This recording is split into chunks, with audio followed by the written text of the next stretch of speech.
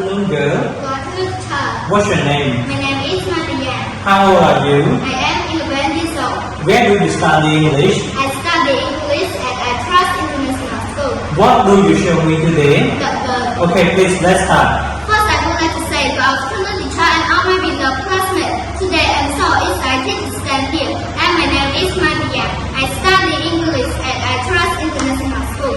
Today, I'm responsible to talk about the bird. The small bird is in the big tree. The tree is outside. The bird comes to my window. I open my window. The bird goes to the tree. I put some bread outside my window. I tell the bird, look, it's yummy bread. The bird comes again. Thank you for your listening. Okay, thank you, Maria. After your presentation about the bird, I ask you some questions, right? Yes. Okay, please, let's start. What is the story about? The story about the bird. Where is the tree? The tree is outside. Okay, thank you, Maria. Thank you, teacher.